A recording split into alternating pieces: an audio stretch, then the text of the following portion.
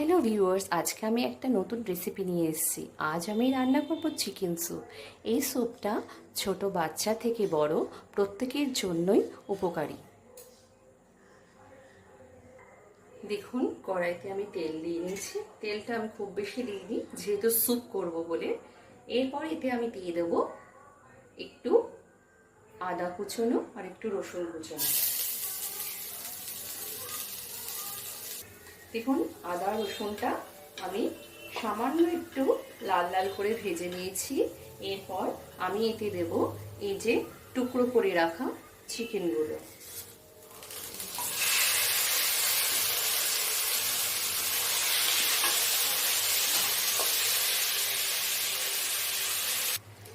দেখুন, চিকেনটা আমি হালকা ভেজে নিয়েছি। এরপর আমি এতে সবজি দেবো, গাজর আর পেঁপে। আপনারা চাইলে অন্য সবজিও ব্যবহার করতে পারেন। সবজিটা আমি খুব বেশি ভাজবো না। এর মধ্যে আমি দিয়ে দেবো লবণ আর দেব অল্প একটু কাঁচা লঙ্কা কুচোনো।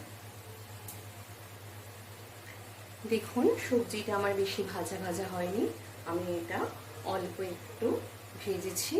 এরপর আমি এতে জল দিয়ে দেবো। আপনারা যে যেমন স্যুপ খাবেন সেই হিসাবে জলটা দেবেন। আমি এতে পরিমাণ মতো জল দিয়ে নেব।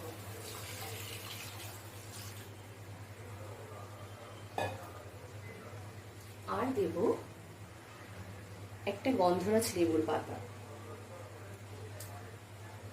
দিয়ে আমি এর মধ্যে ভালো করে এটাকে ডুবিয়ে দেবো, যাতে স্যুপের মধ্যে লেবু পাতার গন্ধটা পুরোপুরি বেরিয়ে আসে। দেখুন, স্যুপ আমার হয়ে এসছে। এরপর আমি ওর মধ্যে হাফ চামচ মতো গোলমরিচ ছড়িয়ে দেবো। দেখুন, চিকেন স্যুপ আমার রেডি। আপনারা প্রত্যেকে বাড়িতে বানাবেন, বানিয়ে খেয়ে বলবেন কেমন হয়েছে। এবং ভিডিওটি ভালো লাগলে লাইক এবং সাবস্ক্রাইব করে দেবেন।